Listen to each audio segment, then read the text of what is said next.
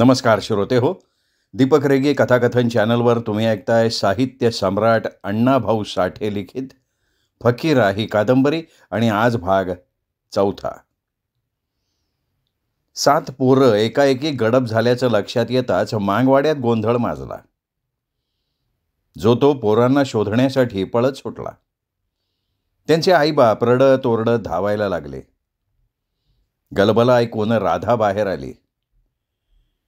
एकटा साधू बघून तिने विचारलं की साधू फकीरा कुठे आहे. त्यावर त्यांनी फक्त ओठ उरफाटा केला. तो काहीच बोलला नाही. राधाचंही काळीज हललं. ती हाका मारत निघाली. तोच दौलती आला. पोरं गेली. कुठं गेली? गलका वाढला. पोरांचे आईबाप दौलतीच्या दारात जमले. सावळा मांगही हातात कुऱ्हाड घेऊन आला. हा सावळा मध्यम उंचीचा, सडपातळ आणि मजबूत होता. हेकट, रागीट आणि सापासारखा डूख धरणारा म्हणून डवखेल सावळा असं लोक त्याला म्हणत. तो बिलंदर होता, चोरटा होता, तसाच धाडसी सुद्धा होता. अंमलदार त्याला पाण्यात बघत आणि तो त्यांना. आसपासच्या सर्व डागीळ माणसांशी त्याची मैत्री. गुन्हेगार लोकात त्याला बराच मान होता. चोरी ही पोटासाठी आणि पोटापुरतीच करावी असा त्याचा बोल असे.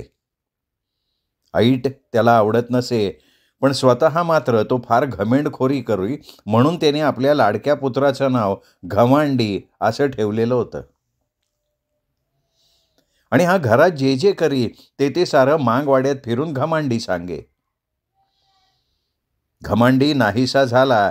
तो फकीराच्या नादानं कुठं गेला असावा असं वाटून सावळा फकीरावर आणि दौलतीवर चिडला. भोवया चढवून डोळे वटारून तो दौलतीला म्हणाला, ना तुमच्या पोरानं आमची पोरं बिघडवली बघा. हे ऐकून दौलती चिडला. इतक्या चढ्या आवाजात त्याला कोणीच बोलत नव्हता, पण आज सावळा बोलला. तेव्हा दौलती म्हणाला, अरे तुझं चालीचं बाळ मला ठाव आहे. त्याच्या पायाला दाव बांधून लावून टाक.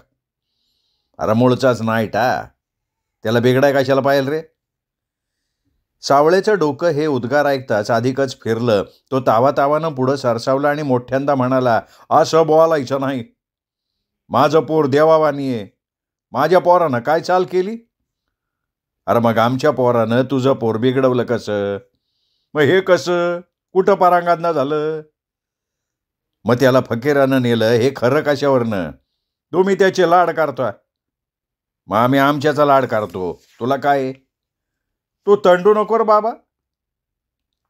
एवढ्यात कोंडी महारकीतनं परत आला. त्यानं तो गलका ऐकून घेतला आणि तो शांतपणे म्हणाला, थांबा जरा, एकमेकावर येऊ नका. मगाशी 5-6 पोरं माळानं पळत गेली. त्यात घम्या साऱ्यांच्या पुढं उड्या मारत होता. ऐकलं काय तू? ऐकलं? दौलती खेकसला आणि सर्व लोक माळानं धावत निघाले. आपण दौलतीवर उगाच गुरकलो याची लाज वाटून सावळा हिरमोसला. तो गुमान चालायला लागला, पण मनातनं मात्र तो घम्यावर संतापलेला होता. राधाचे भरलेले डोळे फकीराला धुंडू लागले. त्या अफाट माळानं येत असलेला फकीरा दिसावा, आपण त्याला उचलून पोटाशी धरावा. त्यांनी आता उशीर करू नये. तिचं मन वेडं झालं होतं. आईची वेडी माया वेडे विचार करायला लागली. ती तुपाप्रमाणे वितळली. तिची नजर तिच्यापुढे दूर जायला लागली आणि पुन्हा निराश होऊन परत यायला लागली. फकीरा लवकर दिसावा म्हणून ती चरफडू लागली. ती एकदम थपकून त्या तापलेल्या धुळीत उमटलेली फकीराची पावलं पाहायला लागली. तिने ते पाऊल ओळखलं आणि ती एकदम ओरडली, आतू हे बघा माझ्या फकीराचं पाऊल. तो इकडंच गेलाय. अगं राधा, धीर धर. फकीरा कुठं जाणार नाही. राहीने तिची समजूत काढली. त्या सर्वांनी पहिलं लवळ ओळणलं. इतक्यात पुढून चंदू अत्तार आला. त्याला पाहून सगळे उभे राहिले. अत्तारानं विचारलं, अरे का धडपडतोय? कुठं निघालाय? अरे दुपारच्यानं पोरं कुठं गेले ती? कुठं जात्यात? गेले ती लष्करी छावणीव. चंदू हातातल्या लगामाशी चाळा करत म्हणाला, मला आढळली, आता परतली असतील. परतली म्हणजे बरं झालं. दौलती सुटकेचा निश्वास टाकत म्हणाला आणि चंदू मध्येच म्हणाला, अरे मग कुठं जाते ती? दौलू ना, तो तुझा नातू वाटतं. चांगलं पोर निपाजलं बघ, बापासारखं.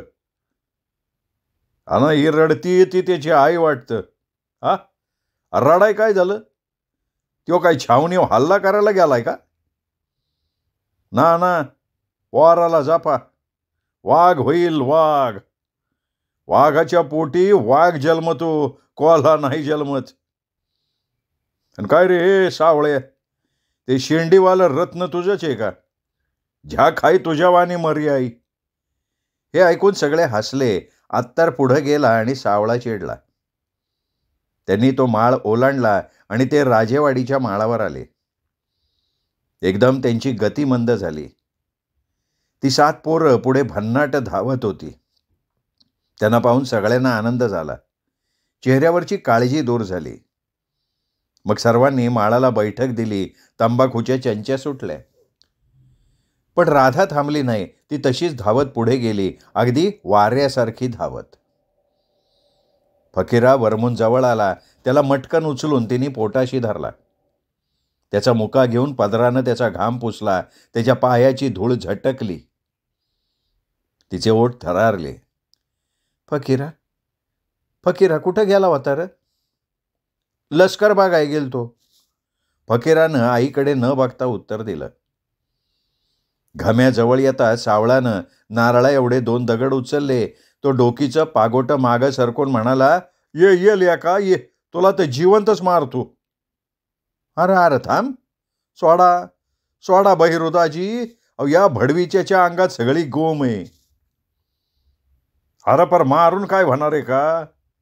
आप्पानं खेकसून विचारलं आणि सावळा रडकुंडीला येऊन म्हणाला, ह्याच्या पायी मी आज दौलू नानाला टाकून बोललो. मी आज याला पुरूनच टाकणार. मला सोडा का? गबस. पोर अन ढोर सारखंच असते. दौलती डोळे वटारून म्हणाला आणि त्या दाबानं सावळा शांत झाला. पोरं जवळ आली. राधा काकू आपल्याला मारू देणार नाही याची त्या सगळ्यांना खात्री होती. मग सारे वाटेगावकडे निघाले. घम्या मात्र हात धोंड्याच्या अंतरानं पाय ओढत येत होता. अंधार पडला. घरी आल्याबरोबर राधा स्वयंपाकाला लागली. पहिली ऊन भाकरी घेऊन फकीरा आणि साधू दारात घेऊन खात बसले. राहीबाई सुनेला मदत करायला लागली. दौलतीकडे शिपाईगिरीची नोकरी आली होती. तो चावडीवरून अजून आला नव्हता. सर्वच सामसूम होती. भाकरी आणि चटणी चावीत आणि नाक फुरफुरवीत साधू हळूच म्हणाला, बघितलं का लस्कर? होय, बघितलं की मारदा. कसलं हाय ते लस्कर? अरे समधी गोरी माणसं, बंदुकी, तलवारी, घोडी. हा, पण ती नेसत्यात काय? अरे तुमाने नेसत्यात, अनवर बुटावानी टोप्या. मला नाही नेलं तू, मला टाकून गेला तू. अरे साधू, लय पाय भाजलं. बघ की, फोड आलत माझ्या पायाला. जावा तावा असंच म्हणतोयस. रातचं काट, दिवसाचं फोड. मग आमचनी आता नाही तसं म्हणणार बरं. मला सांग र, ते साहेब लोक आहेत ना, ते माणसावानीच आहेत का? अरे हा ना, आहेत माणसावानी, पर करत्यात माकडावानी. म्हणजे झाडं उड्या मारतात का काय? उड्या नाही र, पर कसंच बोलतात.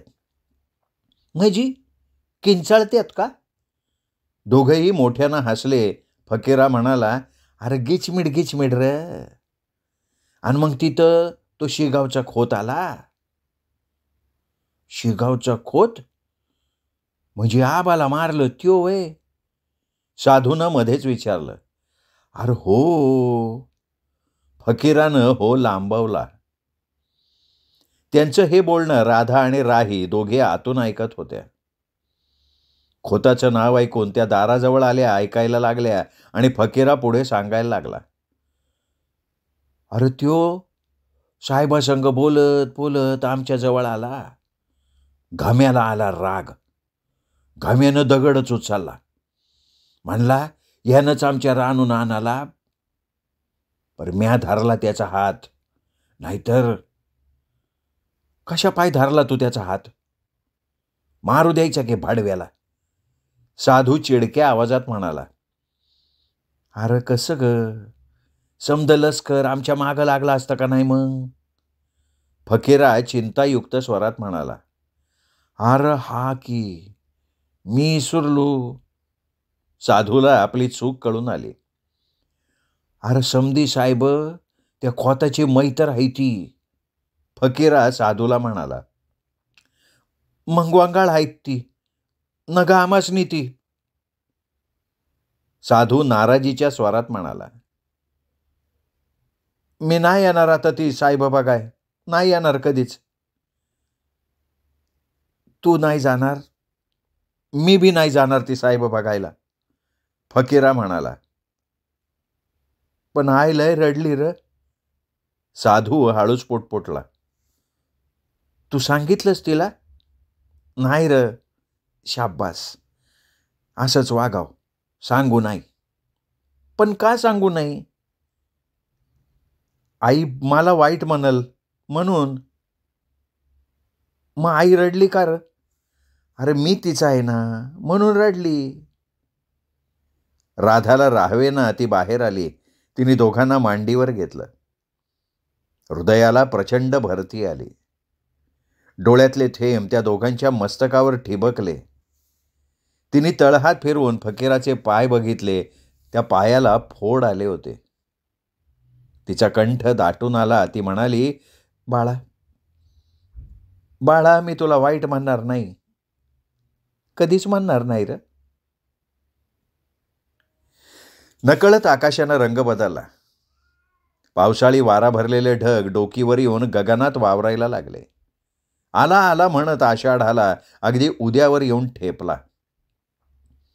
पुन्हा राणोजीचं नाव सर्वांच्या जिभेवर खेळायला लागलं. वाटेगावच्या जोगण्या उद्यावर आल्या. जिकडे तिकडे तयारी सुरू झाली. घरोघर सणाची जुळणी झाली. अमावास्येच्या दिवशी वाटेगावच्या जोगण्या जाहीर झाल्या तशा गावोगाव पाट्याही फिरल्या. एका नामांकित तमाशाला सुपारी दिली गेली. कुस्त्यांसाठी मोठी रक्कम जाहीर झाली. जोगण्या दिवशी बापू खोत स्वस्थ बसणार नाही याची कल्पना असल्यामुळे शंकरराव पाटील सावध होता. गावातली तरणी माणसं जमवून त्याने तयारी केली. जीव द्यायचा पण जोगणी जाऊ द्यायची नाही असा त्यांनी निर्धार केला. मांगवाड्यात मांग तलवारी घासायला लागले. भैरू नाईक आपली कुऱ्हाड साणेवर लावून तयार झाला आणि अमावास्येचा दिवस उगवला. गावात त्या दिवसाबरोबर आनंद सुद्धा उगवला. प्रत्येक घरात पोळी चरचरू लागली. झकपक कपडे करून पोरं बाळं मिरवू लागली. घराघरावर आनंदाचा धूर तरळायला लागला. पै पाहुणं आलं. गाव गजबजला. सकाळीच न्हावी लुगडं नेसून झडपिण झाला आणि दारोदार फिरायला लागला. प्रत्येक दारात त्याला खोबऱ्याची वाटी आणि एक पैसा मिळायला लागला. पुढचं वर्ष सुखात जावं म्हणून कोणीही मागं पाहिलं नाही. त्यात तो दिवस त्या गावच्या इतिहासात प्रथमच तसा उगवत होता. नवा पायंडा पडत होता. नव्यानं जत्रा भरत होती आणि त्या धुंदीत लहान थोर धुंद झाले होते. फक्त एकच रुखरुख होती, ती म्हणजे बापू खोत दंगल करून जोगणी परत नेणार का काय. सकाळी दौलतीच्या घरात थोडी रडारड झाली. आज 1 वर्ष झालं. याच दिवशी राणोजीला मरण आलं होतं. पण घरोघर आनंद आणि आपण रडत बसणं बरोबर नाही असं म्हणून दौलती, राही, राधा यांनी स्वतःला धीर दिला आणि तेही त्या आनंदात मिसळले. राणोजीच्या नैवेद्यासाठी म्हणून संस्थान सरकारनं 1.25 मणाचा खर्च मंजूर केला होता. त्याप्रमाणे सकाळीच राधानं डोळेपुशीत पोळ्या लाटल्या आणि एका पितळीत नैवेद्य घेऊन दौलती, फकीरा, साधू हे त्या माळाला गेले. फकीरानं हिरव्या गवताची एक पेंडी गबऱ्यासाठी घेतली होती. कारण त्या गबऱ्यानं राणोजीच्या आधी प्राण दिला होता. त्याचं इमान फकीरा विसरलेला नव्हता. दौलतीनं आसूटिपीत नैवेद्य दाखवला, कंठात आलेला हुंदका आवरला आणि तो म्हणाला, चला पोरांनो आपल्या बापाच्या पाया पाडा. मग फकीरा साधू यांनी डोकी जमिनीवर टेकली.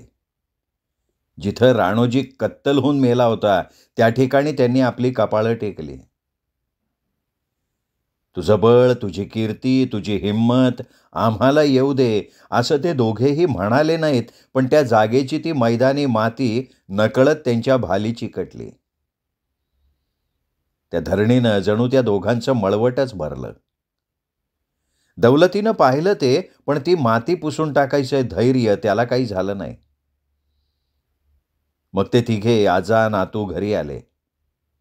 राधानं त्यांची कपाळं पाहिली आणि तिला रडूच कोसळलं.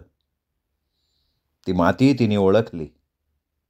ती पाहत राहिली, टक लावून पाहत राहिली. तेव्हा दौलती म्हणाला, ती त्या जागेची माती आहे बरं का. अहो भय की, मी ओळखली ती माती. ती लावलेली नाहीये, ती लागली पाया पाडताना. पेड्याचा पुडा कमरेत खून तारवार फिरवली. ती माती त्या दोघांनी कशी इसरल. दौलती पुढे काही बोलला नाही. राहीनं गंभीर चेहरा केला. तिचे अश्रू केव्हाच संपलेले होते. राधानं त्या दोघांना घरात नेलं आणि विचारलं, बापाच्या पाया पडला? हा पडलो की, विचार बाबाला. मग काय मागितलं त्यांच्यापाशी? काहीच नाही. फकीरा म्हणाला आणि राधा त्याच्या कपाळाकडे बघत म्हणाली, अरे पण तुम्ही न मागता तुमच्या वडिलांनं तुम्हासनी सारं देऊन टाकलंय. ती माती तुम्हासनी इसरत नाही. तुम्ही त्या मातीला इसरू नका. त्या मातीव खोताना आगळी केली ती इसरू नका आणि मरू नका. मोठं व्हा, लय मोठं व्हा, बापासारखं मोठं व्हा. तुम्ही मोठं होईपर्यंत मी काय मारणार नाही. राधा वेड्यासारखी बोलत होती. हृदयात पुष्कळ दिवस तुंबलेले ते शब्द त्यावेळी बाहेर पडले. तिने पदराने तोंड पुसलं. मग फकीरा, साधू, दौलती आणि राही यांच्याजवळ जाऊन बसले. फकीरा दौलतीचं तोंड आपल्याकडे फिरवत हळूच म्हणाला, बाबा. काय र? आई मरणार नाही. तू? अरे मी बी मरणार नाही. आणि थोरली आई? तिला बी आपण मरू द्यायची नाही. दौलती म्हणाला. दुपार झाली. 1.25 मणाची पंगत मांगवाड्यात उठली. जोगणी निघायची वेळ झाली, लवकर या असा पंतांचा निरोप आला. परगावच्या पाहुण्यांसह ढीम हलगी लावून वाजत मांगांच्या तरवारी गावात निघाल्या. तरवारी, कुऱ्हाडी, भाले या हत्यारांनी गल्ली भरली होती. 50 जवान कडेकोट तयारी करून जीवावर उदार झाला होता. बारीक मोठं 100-200 माणूस तरवारीबरोबर चालत होतं. हलगीच्या निनादानं हवेत जो मांडला. गाव भरल्यासारखा दिसायला लागला. सनदशीर शिपाई म्हणून दौलती मांग गर्दीत खंबीरपणे चालत होता. शंकरराव पाटील जरीचा पटका बांधून आपल्या ताणबाज घोड्यावर बसला होता. भरदार मिशांना पीळ भरून त्यानं हातात नंगीत तरवार घेतली होती. त्याच्या दाट भुवया चढल्या होत्या आणि त्याचा रुंद चेहरा आज उग्र झालेला होता. विष्णुपंत आपल्या करड्या घोड्यावर जीन घालून बाहेर पडले होते. त्यांनी आज कंबर बांधली होती. त्यांनी जोगणीच्या मिरवणुकीची सर्व तयारी स्वतः केलेली होती. वाटा रोखून धरण्यासाठी घोडी नेमली होती. सर्व वाटा बरोबर रोखल्या का नाही हे ते स्वतः घोडदौडीनं पाहत होते. आज बामनाच्या अंगी राणोजी मांग शिरला वाटतं असं लोक म्हणत होते. सूर्य पश्चिमेकडे झुकला आणि जोगणी निघाली. एकदम सर्व वाद्यांनी गजर केला. एका सुरात गावानं हर हर महादेव अशी गर्जना केली. जोगणी वाट चालायला लागली. तरुण दिनू गरव जोगा झालेला होता आणि तसलाच देखणा रुंगा सुतार जोगणी झाला होता. ते दोघे तरवारीच्या छायेत निघाले होते. गल्ल्या, बोळ, पडकी भिताडं माणसांनी फुललेली होती. लोकांच्या गर्दीतून जोगा आणि जोगणी पुढं सरकत होती. भाविक लोक श्रद्धेनं हात जोडत होते.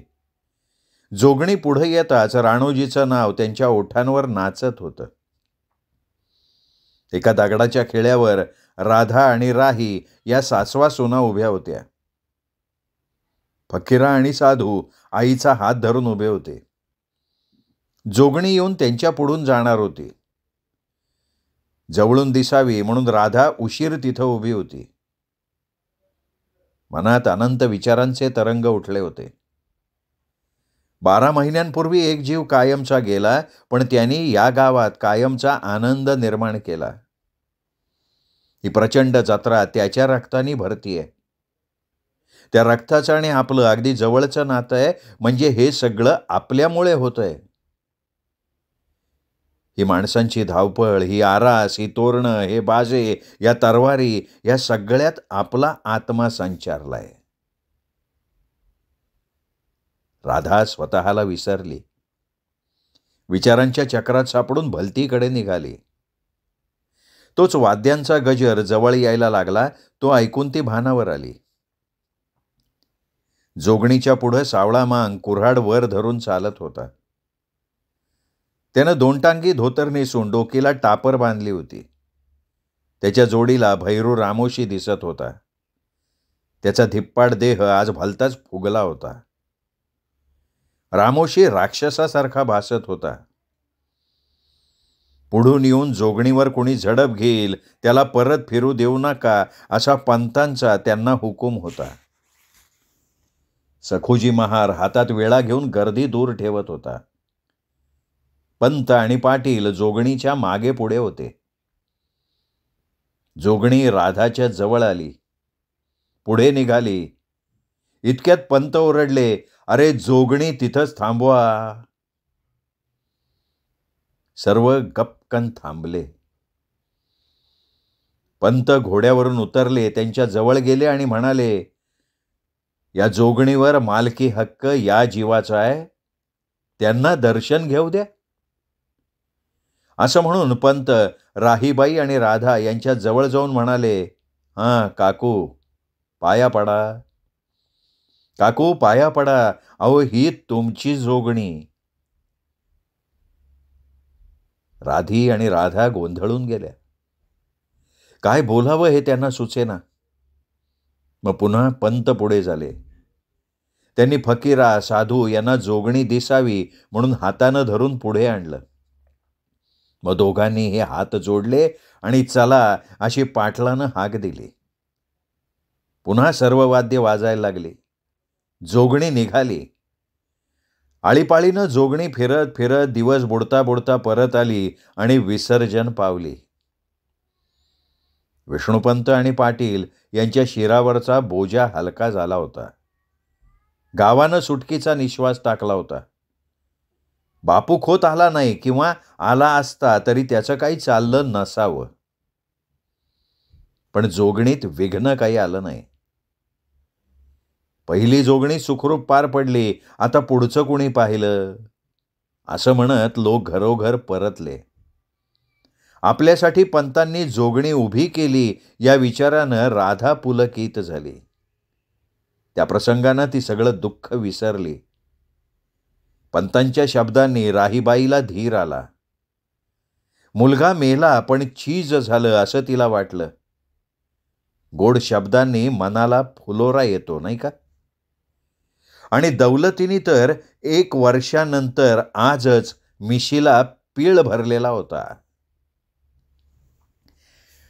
श्रोते हो, तुम्ही ऐकत होतात साहित्य सम्राट अण्णाभाऊ साठे लिखित फकीरा या कादंबरीचा भाग. आजचा भाग इथेच संपला. पुढचा भाग ऐकण्यासाठी उद्या भेटूया दीपक रेगे कथाकथन चॅनलवर.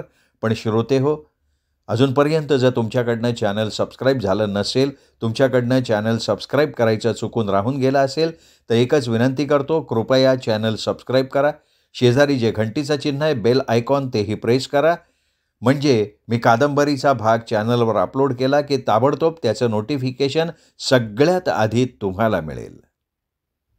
भेटूयात श्रोते हो उद्या फकीरा या कादंबरीच्या पुढच्या भागासह. नमस्कार.